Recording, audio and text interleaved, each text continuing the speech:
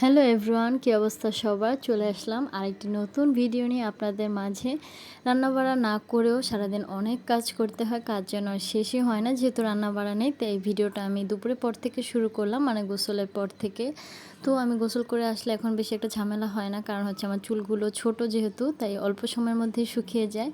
তারপর আরেকটা কাজের কথা মনে পড়ে গেল, সেটা হচ্ছে সুপার কভারটা ওয়াশ করতে দিয়েছিলাম, সেটা শুকিয়ে গেছে। এখন এটাকে পরাতে হবে, আর এটা পরাতে গিয়ে প্রায় মনে করেন 3 থেকে 4 মিনিটের মতো সময় লেগে যায়, কারণ এটা অনেক ভেজালের একটা জিনিস। আমি ঠিকঠাকভাবে পরাতে পারি না, মানে কোনটা কোন সাইড সেটা খুঁজে পাই না। এটা লাগাতে লাগাতে আমি হাঁপিয়ে গিয়েছি। আর আমাদের একটা বিয়ের দাওয়াত ছিল, বলেছিলাম আমার ফুফাতো বোনের বিয়ে।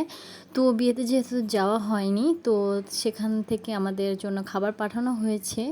তো খাওয়া দাওয়া শেষ করে নিলাম। আমার হাজব্যান্ড একটু দেরিতে আসে বাড়িতে দোকান থেকে, যেহেতু কয়েকদিন পরেই কোরবানি ঈদ চলে আসবে, গরু কেনার একটা ভেজাল আছে। এর জন্য আমার হাজব্যান্ড একটু 1 মাসের বাজার, জানি না এগুলো 1 মাস যাবে কি না, একটু বেশি করে বাজার সদাই করে রাখলো, যাতে কয়েকদিন পরে আর কি ঝামেলা না হয়, আগে থেকেই করে রাখলো।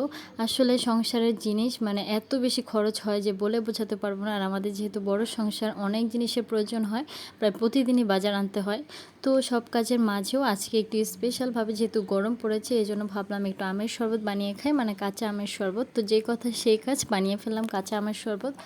আর কাঁচা আমের শরবতটা যদি আপনি গরমের সময় খেতে পারেন তাহলে কিন্তু অনেক ভালো লাগে। একটু বরফ দিয়ে ঠান্ডা করে খেলে খুবই ভালো লাগে আমার কাছে। আমি চেষ্টা করি মাঝে মাঝে বানিয়ে খাওয়ার জন্য।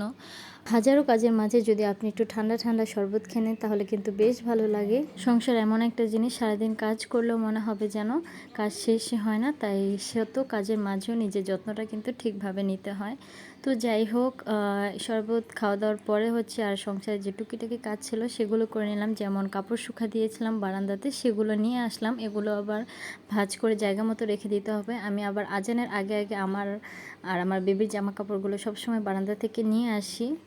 আর যে বিয়ের দাওয়াতে ছিল সেটা একটু দূরে ছিল, মিরপুরে, তাই যাওয়া হয়নি আর কি। এত ছোট বেবি নিয়ে দূরে যাওয়া একটু অসম্ভব ব্যাপার। অসম্ভব বলতে আসলে আমি এই ভেজালে যেতে চাইনি, তো সেজন্য আর কি যাওয়া হয়নি। যতই ভাবি যে বাইরের খাবার খাবো না, কিন্তু আমার হাজব্যান্ড নিয়ে আসে, এই জন্য বলেছিলাম যেহেতু তুমি নিয়ে আসছো তুমি সবাইকে বেড়ে বেড়ে খাওয়াবা, তাই সে নিজে বেড়ে বেড়ে খাওয়াচ্ছে। এগুলো আসলে খেতে চাই না, তারপরেও চোখের সামনে দেখলে না খেয়েও পারি না, এত বেশি ভালো লাগে খেতে ফুচকা জিনিসটা আর কি। তো রাত্রে হচ্ছে ফুচকা খাওয়ার পর আর বেশি কিছু খাইনি। গ্রাম থেকে গরুর দুধ এনেছিল, সেটা দিয়ে একটা পুডিং বানিয়েছিলাম। এই পুডিংটা খেয়ে রাত্রে ঘুমিয়ে পড়েছি সবাই মিলে আর কি। যেহেতু দুপুরে বিয়ের খাবার খেয়েছি, তাই রাত্রে বেশি খাবার খাওয়ার কোনো ইচ্ছেই ছিল না, তাই আমি কোনো কিছুই খাইনি আর কি। আর রাতে তেমন বেশি কিছু রান্না করা হয়নি, সিম্পল কিছু রান্না করা হয়েছিল, যেহেতু দুপুরে বিরিয়ানি টাইপ মানে বিয়ের খাবার খেয়েছি। তো আজকের ভিডিওটা আমি এখানেই শেষ করছি। ভালো থাকবেন সবাই, আল্লাহ হাফেজ।